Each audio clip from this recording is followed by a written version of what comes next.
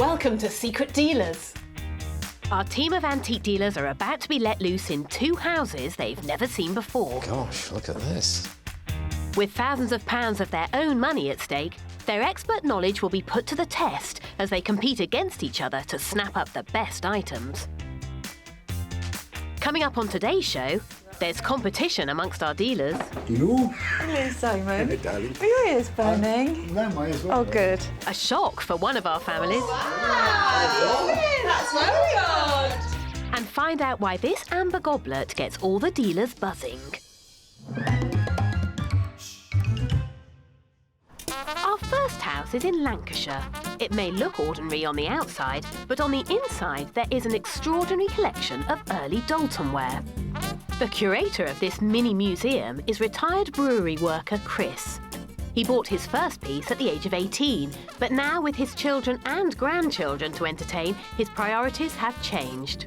I feel I can't go running around chasing all over the country different pieces of Dalton, so it's time for them to go. It's pointless keeping 10 or 12 pieces. Might as well, if they're all going to go, might as well get shut of them all, then someone else can enjoy them. That could be easier said than done, because there are many gems in Chris's extensive collection. My favourite piece is this one here. It's by George Timworth. Every other artist from the Dalton factory had to put their initials hidden either inside or on the bottom of whatever they've produced. But George Timworth, being the bee's knees, could put his monogram in full view. The dealers better give a good offer on it, otherwise it might not be going. What's interesting for me is which dealer or dealers are going to offer the highest bids, and which dealer is going to be skinny and mingy and offer a very tiny bid. Chris, how many items have you got now? I would say over 100. I'd put them all up in the loft, out of the way of the grandchildren. They were no good being out on display because they get wrecked and damaged and broken. So is that why you want the dealers in and you want to sell some? Yes, they're wasted up in the loft. Someone can enjoy them. I can't enjoy them when they're up in the loft. Well, it's time for those dealers to arrive, Chris.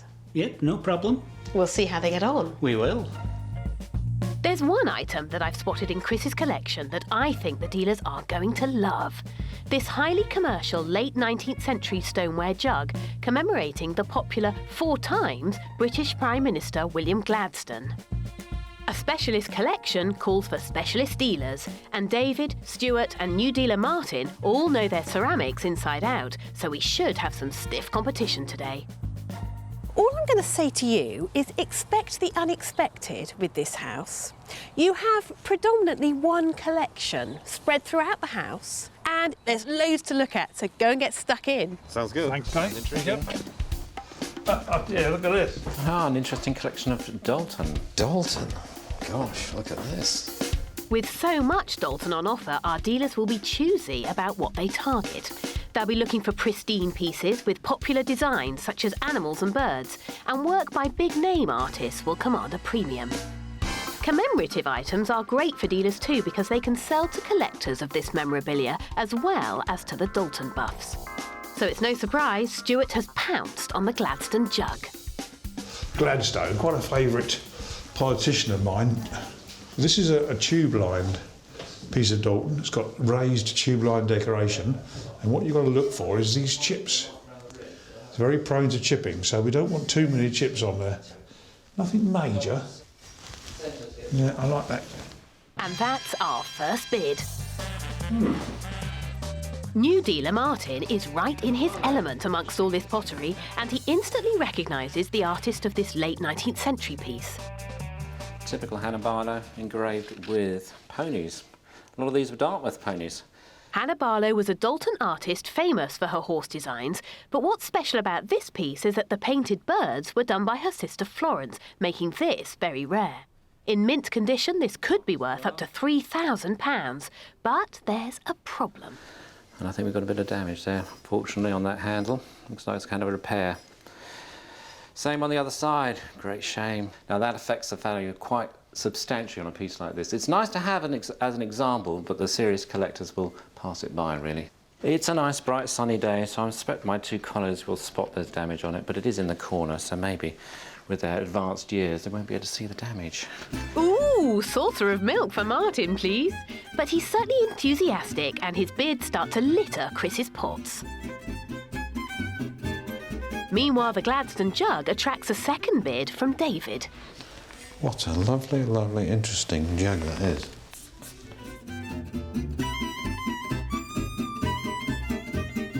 Now Stuart's in the bedroom. Airing cupboard. And would you believe it? He's found some pottery that isn't Dalton. Staffordshire, Brentley ware. I don't recognise the name. It is quirky. It's got koala bears. It's got a nice Bakelite light fitting. I think that's quite exciting. So even though we've got all the Dalton, I'm going to leave a bid on that. Well, it could have gone either way. You either love this stuff or you hate it. The good news is they love it and the bids are flying around. In Lancashire, our dealers can't move for falling over Chris's huge collection of Dalton ware. But that hasn't put them off bidding. In fact, it's like feeding time at the zoo. Arabica's. Amongst all the ceramics, Stuart has spotted a highly unusual piece that's not quite what it seems. They were very famous for making a range of objects that were in ceramic, of course, because they were potters, but they were made to look like beaten metal, and this was made to look like beaten copper. It's lovely. Stuart prefers larger pieces, but he can't resist the unusual, so he makes a bid. The commemorative Gladstone jug is probably the most commercial piece in Chris's collection, because Gladstone was one of the country's most popular prime ministers. And with bids already on it from Stuart and David, it's not long before Martin spots it as well. Nice jug, commemorative jug of Gladstone. Good subject. Looks like it's in good order. Yeah, we'd be interested in that one. With a full complement of bids, this is one item that all the dealers want to get their sticky fingers on. We'll find out who wants it the most later.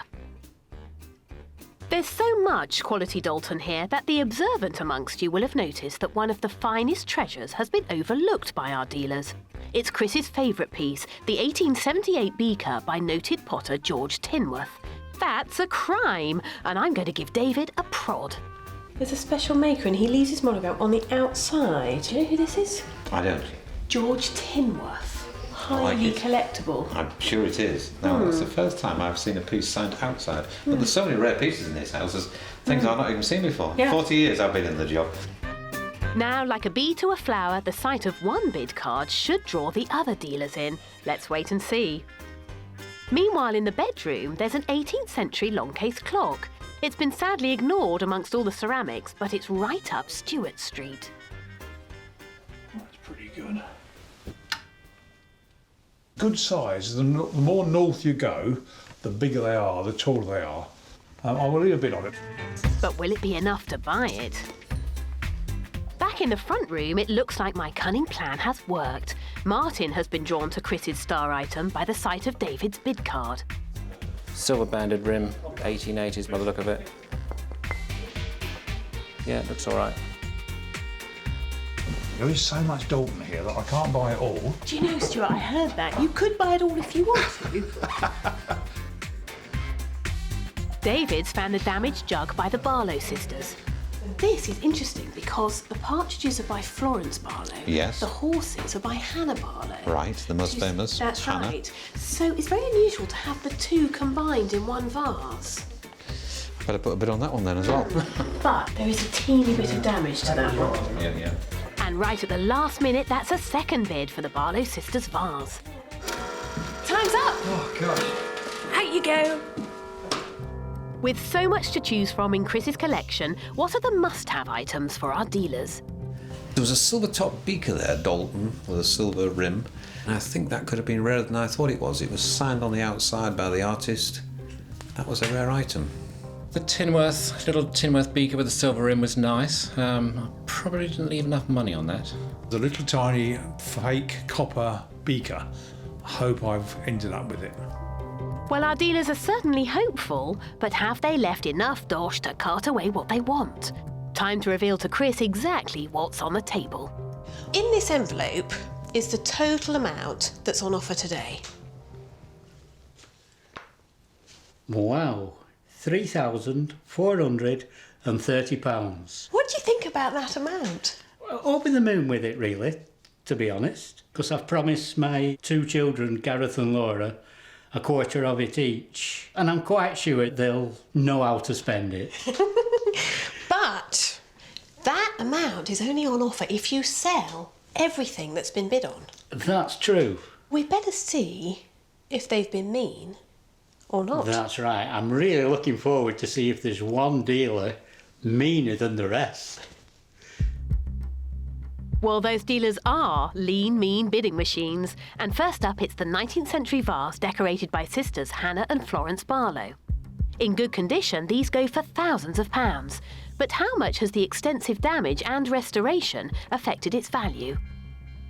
Not only have you got the 2 artists, but they're both using different styles, aren't they? Because these horses are actually inside That's right, into yes, the pot. that's right. And the partridges are painted or enamelled on the top. That's right, yes. How much of a favourite piece is this? When I was collecting Dalton, I always rejected any restored pieces, but it was that rare and that special that I couldn't resist getting it. It must be pretty good for these dealers to bid too, because they normally only bid on perfect pieces too. They're quite pernickety. That's right, yes. And so they should be. The only thing what slight concerns me, there's only 2 bids. The other one, he must be mad not to put a bid on it. Now, David, bearing in mind the restoration, has bid you £120.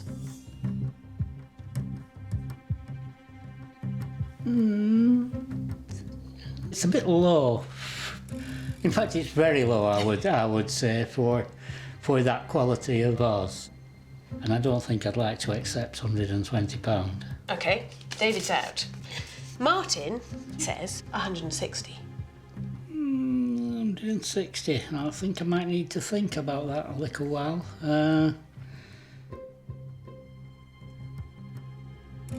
160.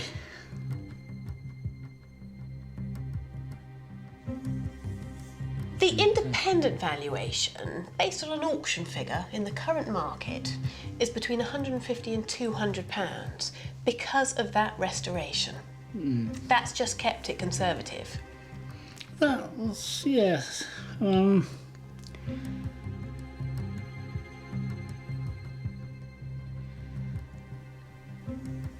think I'll accept £160. Quite sure? Yes. I think I'll let him have it, but I think he's getting a bit of a bargain. I know it's easily saleable, shall we say, so I'm very pleased to have this one. That's a cracking start for Chris. Despite his reservations, I think he got a good price for that.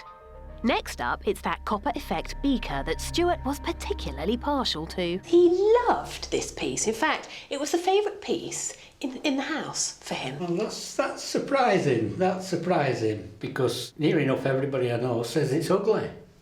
So what sort of price would you put on that? To be honest, I would think about £30. Well, our independent valuer has actually said between 100 and 150. So this sort of Dalton is actually becoming more popular in the marketplace. Probably because it's rare.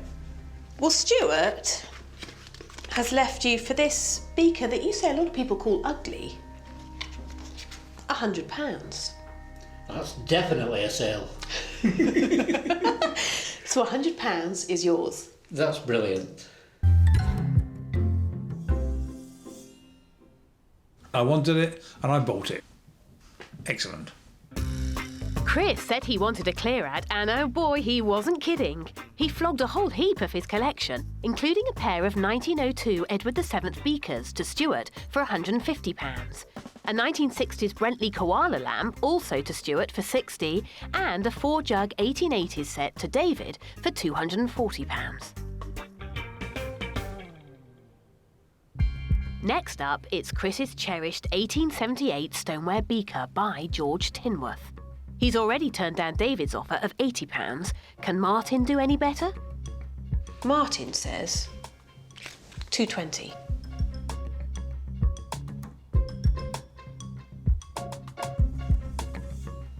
He's correct. He's definitely correct. I would say that's a very fair offer. Have we got a sale? We have a sale there at 220, yes. Good artist, the Rolls Royce of Dalton. I'm very happy to be going home with this item. Chris is becoming the man who can't say no, and the sales continue. A pair of commemorative bottles of rum from the Queen's Jubilee go to David for £40. It's a fairish bid and I think I'll accept that. We've got a sale then. We have. And Stuart bags the long case clock for £600. So far, Chris has sold everything with a bid on it, and the cash is racking up. Next up, it's the most hotly contested item in the house. With bids from all three dealers, the Gladstone jug is the one they all want. Quite a prime piece in your collection, I would have thought.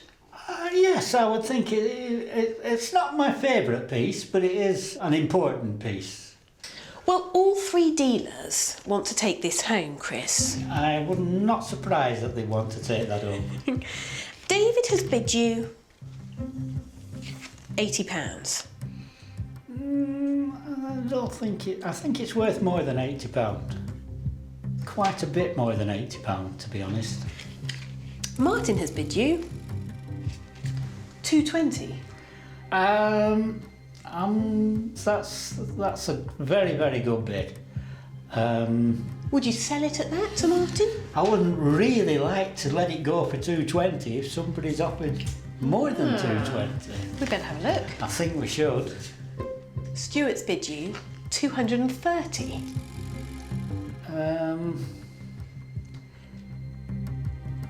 It is a nice piece. The independent valuation is between £200 and £300. Which I would have thought. So I suppose he's got a deal and I'm quite sure he'll make a decent profit out of it himself as well. I'm quite sure he'd make a very decent profit out of it at £230. And because Martin and Stuart are so close, there's only £10 between them, I'm going to call in those dealers, all three of them, and ask them if they would consider making you a new bid. It's very much a two-horse race at the moment. One of you is straggling way behind. David, I'm expecting somebody to maybe want to catch up if he wants to take this jug home, and the other two of you are very close. Fools never differ, obviously. Very close indeed. We're done? Yep. Lovely. Thank you very much. 3 new bids. Martin has bid you £220. So he's stuck with the same bid. Fair enough. Yeah. David has bid £120. Better, but not good enough. Okay, so Stuart is left. Stuart has bid you £235. I think that's an acceptable bid, 235. We've got a fiver more out of them. We have, yes. Have we got a sale? Yes, we'll accept a sale at 235. It's obviously he really wanted it. I shall enjoy owning that. I'm sure you will. It's a lovely item. It's a good It's lot. been completely restored. Well, you can have it at a very quick profit then, Martin, if you like. Excellent. Best piece in the house for me. Of the 25 items the dealers bid on, Chris sold all but one. Time to reveal how much cash he's actually made. You kept one item out of all the things that the dealers had bid on. What was special about that piece? To be honest, there was nothing special about it. It was just, my feeling is it's worth a lot more than £50. I was thinking £200 to £300, not £50. Well, I think you're a man of your word, because you said to me, I want to sell my collection, and sell it you have. Because you have made today 1,000, Brilliant. 2,000, Oh, brilliant. £3,385. That's absolutely fantastic. What do you think your family are going to think of that? Are you there, family? Come on in. Well, Dad, how much have you made? I'm not so sure. I should tell you. You might want to start spending it. Oh, yeah. 3,000. £385. Wow, decent. That's very good. For our second house, we're off to Yorkshire and an unassuming semi in the heart of suburbia. But inside is a wealth of treasures collected over 20 years. The collector in this family is car boot fanatic Ivonne. She's been married for 25 years, and with a move to a smaller property looming, it's time to downsize and sell on a few items, such as this German Art Nouveau centrepiece from about 1900. I bought this 18 years ago from a bric-a-brac shop, and I just fell in love with it. Paid 25 quid for it, so you never know, if the dealers take a shine to it, I might sell it. £25 sounds like a bargain to me. This should be worth a three-figure sum. Let's hope the dealer's spotted.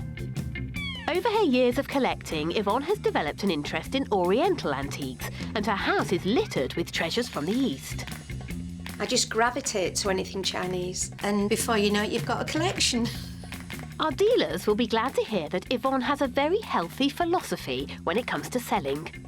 My husband bought me a grey pearl antique ring, and I absolutely adored it. And I lost it in a field. And I vowed I would never get upset about an object or anything material again. So I haven't.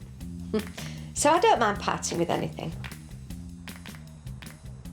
So are all these things pieces that you've bought, or are they some family pieces? I've bought all of them. I was brought up in an orphanage, and it was a beautiful old house. It had lots of carving, and I think maybe that's influenced me.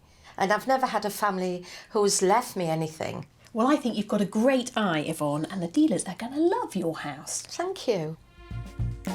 There are many lovely items hidden away in Yvonne's house, such as this beautifully engraved Bohemian amber glass goblet, dated from around 1880.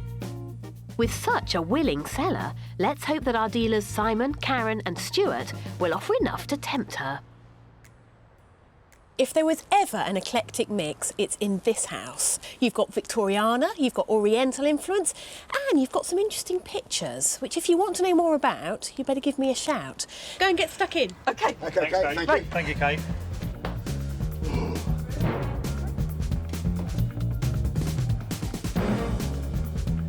Karen knows a commercial piece when she sees it, and she's the first to spot Yvonne's precious figurine. This really saleable piece of pewterware will have the German maker's initials WMF on it, but Karen needs to find it first. Can't see WMF on it. Gosh, it's so difficult to tell these days. I think I'll come back to that. I know who, if it's the right piece, I know who's going to be all over this. Simon. Speak of the devil. Hello. Hello, Simon. Hello, darling. Are your ears burning? No, my ears Oh, good. Why should they be? What I might do is see if Simon puts a bid, and then I know for sure whether it is or not. Okay, what are we talking about? That bit of WMF behind you? Simon really knows his pewterware. No wonder Karen wants to wait and see how much he rates it. Back in the kitchen, our damaged dealer has been drawn to a damaged teapot. Oh, look at this teapot. Careful now, that's a piece of Staffordshire pottery from 1894. It's quite interesting because it's got a patent catch on the lid so that the actual lid doesn't come off when you're pouring the tea, but of course it's damaged. And this teapot was actually copied by Huntley and Palmer's, biscuit manufacturers from Reading, and they produced a biscuit tin in exactly the same shape. I'm going to leave a bid on that, even despite the damage. Stuart takes a gamble, and that's our first bid. Two of those paintings I was telling the dealers about are on the stairs, and it's Simon who makes the find first. That's caught my attention straight away, this sort of marine watercolour. Quite nice subject.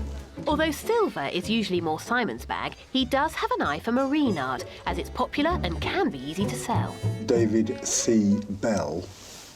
Kate, what do you think of this? Now, this is interesting, isn't it? Have you spotted the signature? David Bell. David Bell. What I can tell you is he was an artist that worked in the Falklands War, during the war. He's a marine artist. He's still living. I think it's definitely worth leaving a bid on. What sort of money are they making, Kate? Well, at auction, because he's a contemporary artist, perhaps, low to mid-hundreds. Right. Depending on the subject, of course. The one further up the stairs is actually Port Stanley in the Falklands. Which probably adds a premium to it because he's the Falklands artist. Exactly. Right. Looks like my advice has come in handy. Simon also leaves a bid on the other, more commercial painting. Stuart is still hovering by the dresser, and he spotted a collection of Victorian chamber pots above his head. The one on the left is quite interesting because you don't normally get pictures. This is a lot earlier than the others. Don't normally get pictures of ruins. Let's hope this one's perfect. Kate was on about some pictures. I'm assuming it must be these. Hot on Simon's trail, Karen is next to look at those paintings. What's on? Well, they're quite recent. Can I trust you, Simon, first? No, absolutely.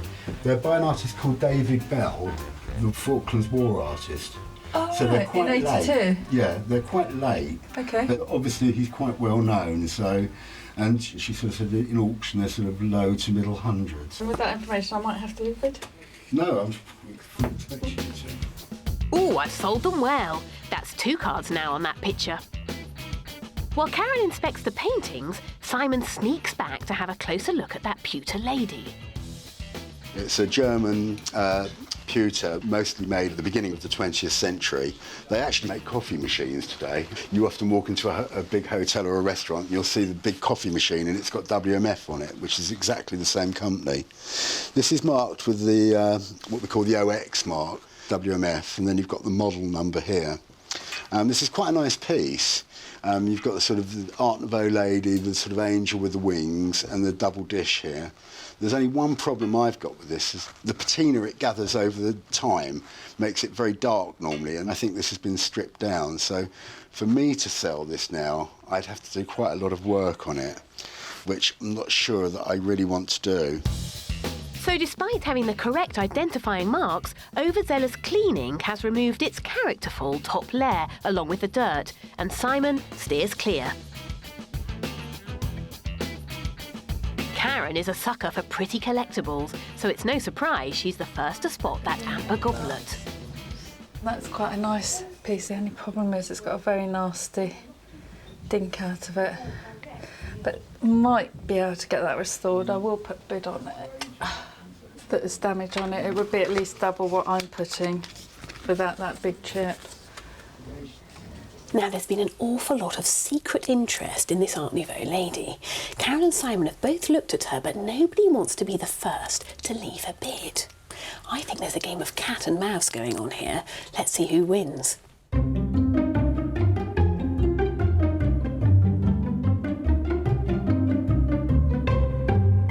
Acid etched with a picture of a stag on. Nice weight. Victorian decorative art is right up Simon's street, and the Bohemian amber glass is a fine example. The Victorians experimented with glass design, and this vibrant colour was popular. The impressive etching makes it even more desirable. This is very popular at the moment, this glass. That's 2 bids now for the goblet. Karen has spotted one of Yvonne's favourite Oriental items, a Chinese gilt and enamel-framed fan from about 1900, painted with scenes of domestic Oriental life. Possibly tortoiseshell on there, but more likely to be lacquered. But handsome, please. Put that there. Karen's joined in the living room by Simon, giving her another opportunity to milk his knowledge on the pewter figurine. It's dead right at the BMF, it's just stripped, which put me off it a little bit, so I'm not even going to bid on it. I mean, it's 100% right, it's not repro or anything. That's all I needed to know. I thought you'd probably have a go at it. I was waiting for the master, to be honest. The master. To verify it for me. No, it's definitely right, that I can promise you. OK. Well played, Karen. There's your bid on there. That lovely amber goblet has now caught Stuart's eye, but he's noticed the damage. That ding. Great shame. I was hoping it could be polished out. It's one of those situations where you could have that done professionally. It's worth it. But lovely, lovely thing, that. God. Yeah, good colour, yeah. All 3 dealers want the Bohemian glass, and I can't say I blame them. This is definitely the one to watch later. Time's up. Come on, Stu. All out, are we? Let's Come on, nurse you poor out old the Stu. door. I bet it hasn't stopped him writing bids, though. With all the bids now in, which items do our dealers really want to be going home with? Well, the paintings are nice. They were sort of quite an unknown quantity for us. I think they were a bit specky.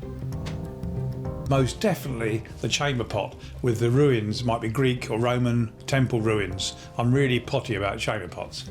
The thing that I would normally have bid on that I didn't today was the WMF piece, and that was purely because of the condition of it. So I wish that had been in pristine condition, then I would have had a real go at it. But, you know, condition is everything at the moment. Time to reveal to Ivonne how much of our dealer's money is up for grabs. In this envelope is an amount which is on the table today. I'm not expecting much. My goodness, £2,445. I was expecting under 1,000. What have I got in here that's worth that much? There might be something in there I don't want to sell. Well, now it's time to go and find out exactly what you do want to sell and what you don't. All right. And now it's time to find out. First up, it's the Oriental fan. Yvonne, I'm really intrigued where your taste for Oriental items, just like this fan, has come from. I think just buying an odd item, liking it, finding out about it, and buying more Chinese items, and before you know it, you've got a collection. Well, Karen has an eye for textiles and Oriental things like this. Karen has bid you £150. That's a good bid. Yeah, that's a good bid. I would be tempted. In today's market, this is probably worth between £100 and £200. Yeah, I think she's got a deal. That's a I'll sale. get something else to put up there. Now, you told me you wanted to get rid of things. I know I did, but I can't stop collecting. I'll still carry on collecting. Oh, lovely. I loved it. I'm so pleased about that. Great. That's a great sale for Yvonne. Next up, it's the German pewter figure that Yvonne bought in a bric-a-brac shop for £25. The condition meant it only attracted one bid from Karen, but will it be enough to tempt Yvonne to sell? Do you know what factory it's come from? No, I don't. I don't even know whether I've got an original or a reproduction, but I've never been really bothered because I liked it. It's by a certain German factory known as WMF, which stands for Württemberger Metallwarenfabrik. It's a bit of a mouthful. That's a mouthful. It basically means it was made in Württemberg in Germany. Yeah. But this particular factory is very collectible. However, Simon pointed out that this has actually been cleaned, Yvonne. Because for an Art Nouveau piece dating from about 1900, as you would expect, this would have a much better, what they call patina. Yes. This looks quite polished and almost new, which may be the reason why you think it's a reproduction. Right, because I've only ever dusted, that's all. Not put anything on it at all. So, for that reason, he had a good look and he hasn't left you a bid. Okay. But Karen has. Karen has bid you £140. Interesting. You don't look bowled over, Yvonne. Well, I'm just wondering, Simon didn't bid, and it's Simon's forte. So, if it has been polished, that must have detracted from the price. £140 is a good bid. I'm happy with that. Quite it's a happy? good profit for me. I would say it's Yes. a very good profit It for is you. a good profit, yeah. How about that? Yeah, brilliant.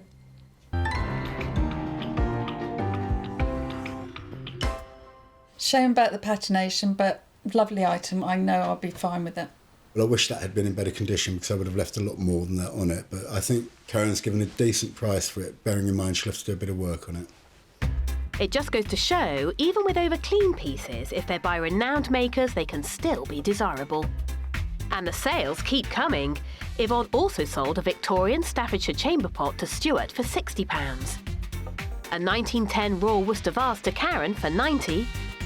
And what about that damaged Victorian teapot that Stuart was so keen on? Stuart rather liked this. He's bid you £50. Right. Yeah.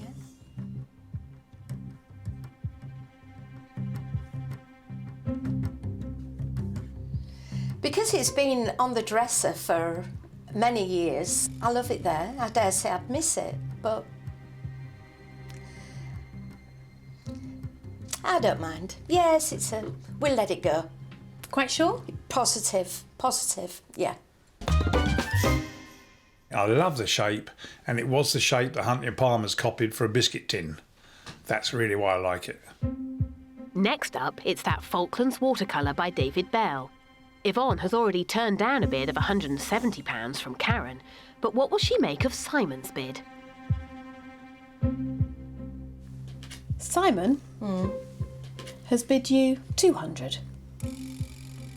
No. I'd say it needs to be between 400 and 500. Sounds like that is staying on your wall. I think it is, yes. I hope she continues to enjoy it. And Ivonne wasn't afraid to say no to a few more offers, including Simon's bid of £50 on a modern silver necklace, Stuart's bid of £60 on this early 20th century crown ducal wash bowl and jug, and another bid from Simon of £75 on this 9-carat gold bracelet. Finally, it's that engraved 1880 Bohemian amber goblet that all three dealers were drooling over. But have any of them offered enough for a sale? So is this something that you're looking to sell? I could be tempted if the price was right. Well, I have noticed a little chip on the Yes. bottom here. Now, I don't know whether the dealers noticed that or not. Perhaps we'll find out Yes. when we look at their bids. Okay. Karen is on the top. Let's see what Karen thinks. Karen says £60. You don't look that impressed. No, we'll see. Well, it has got a chip, remember? I know, that will detract, yeah. Yeah. Let's see what Stuart thinks. Stuart has bid you 60 as well. Ah, right. It's given me food for thought. Do you think you might sell it at 60? It's possible. I think I'll hedge my bets. I'll wait for the next. Well, the independent valuer has Yeah. actually put 80 to 120 on that. Right. That's a sort of auction estimate. Yes, yeah. If it was perfect, I have to tell you, I think it would be worth a couple of hundred at least. Yes, yeah. But it isn't. No. Shall we see what Simon thinks? Yeah, go on then. Simon has bid you 80. Right. Okay. How do you feel? I'm realistic. Yeah. That is right at the bottom of the independent valuation. I know that Karen and Stuart really like this, and I know how disappointed they're going to be if they miss out. So I'm going to call those dealers back in and give them the opportunity to rebid. See if we can get you a Okay. little bit more. Okay, that sounds a good idea. Somebody's in the lead. Two of you have bid the same. I'm not going to tell you anymore. It was damaged, you realise that? There was a damage. Now you've told them all, Stuart. I have to say it's quite grindable out, the damage, to be fair. You know you're not allowed to bid any lower. Would we now? I think we just found out who left the highest bid. They'll try anything. Do you want to have a look? Yeah, go on. No. It's too late now. We'll find out. Thank you. OK, Yvonne, we have 3 new bids. OK. Stuart has bid you 60. Same offer. Right. Same bid for me. Okay. Karen has bid you 80. Okay. Nice one, Karen. Simon has bid you 95. Simon, what's it? It's a good bid, Simon. Is that a sell? I think it is. Jolly good. Fantastic, we've got a deal. It's a nice piece of bohemian glass, and I'm sure I'll sell it for a little profit. In total, our dealers made 33 separate bids on Yvonne's possessions. She sold 19 of them. So just how much money has she made today?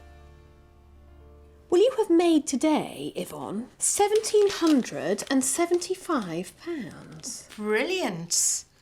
Cash as well. That's yours. That is brilliant. So what does that mean to you? Oh, spend it on a holiday. Just spend it. Well, I hope you have a fantastic time. Will do. Today's dealers spent over £5,000 in 2 houses. But just how wisely did they buy? Martin sold Chris's George Tinworth beaker for £260. Stuart has yet to sell either the Gladstone jug or the little copper effect beaker. Karen sold Yvonne's Chinese fan for £200 and her WMF statue for £190. And Simon still has the amber goblet. And what about our homeowners? Chris has distributed his money between his family, and Yvonne will be spending her money on a holiday to Turkey. I'll see you next time on Secret Dealers.